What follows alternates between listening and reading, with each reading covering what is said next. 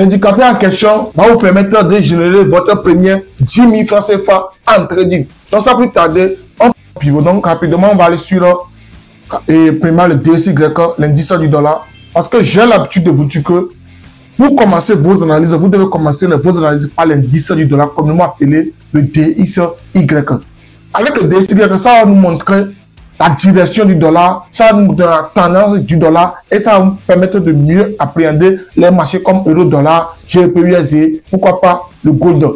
Dans l'indicateur en question, on va venir sur indicateur ici, un instant, et vous cliquez point pivot standard. Après, vous pouvez le mettre en favori. Hein. C'est maintenant. On va voir comment configurer l'indicateur en question. Pour la configuration, vous venez simplement sur le petit case ici. Et là, on descend. C'est maintenant. Au niveau de S, vous pouvez mettre n'importe quelle couleur. Vous pouvez mettre une couleur bleue ici pour le S.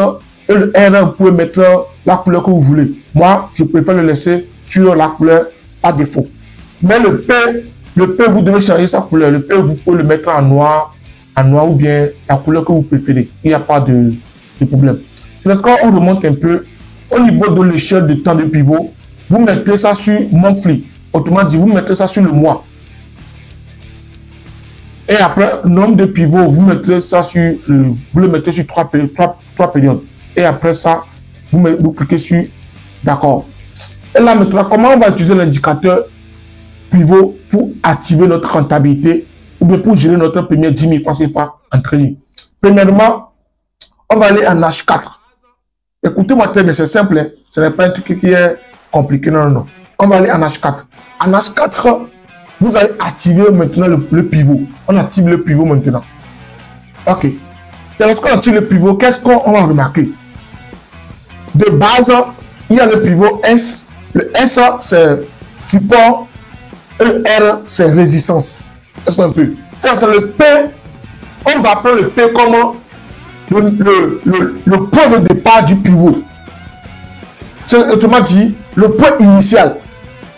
Une fois que le prix casse le P en haut, comme ça, comme le cas sur le dollar, vous allez vous dire que nous sommes dans une tendance haussière. C'est que la probabilité d'aller chercher le R ici est tellement forte.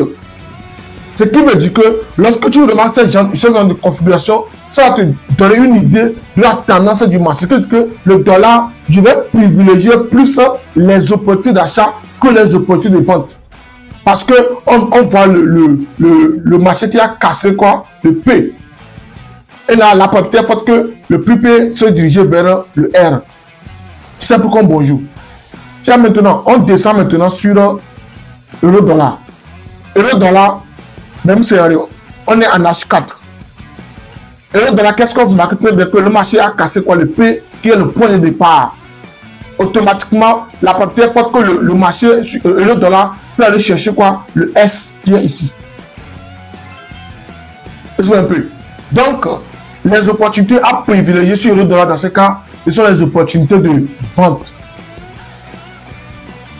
Ça, ce n'est pas une stratégie miracle. Vous allez l'utiliser pour ajouter à votre stratégie, pour activer votre rentabilité sur le long terme. Parce que moi, j'utilise avec d'autres concepts. C'est un peu. Donc, vous allez simplement l'utiliser pour ajouter, pour confirmer votre différentes stratégies. Parce qu'on n'a pas la même stratégie. C'est un peu. Maintenant, sur le Nasdaq ici, on remarque très bien que le prix est au-dessus de P. C'est qu'il faut privilégier quoi? Les opportunités d'achat. Et maintenant, on prend le dernier marché qui est le gold. Gold également, qu'est-ce qu'on remarque? On remarque très bien que le prix a cassé le P là. Donc la probabilité d'avoir un mouvement d'impulsion, c'est forte. Ce qui veut dire qu'il faut privilégier maintenant les opportunités d'achat que les opportunités de vente. Donc voici l'utilisation simple de l'indicateur point pivot. N'hésitez pas à poser des questions. Si vous n'avez pas compris, dans l'espace commentaire, ça va vous permettre, ça va m'aider à mieux vous cerner, à mieux vous proposer.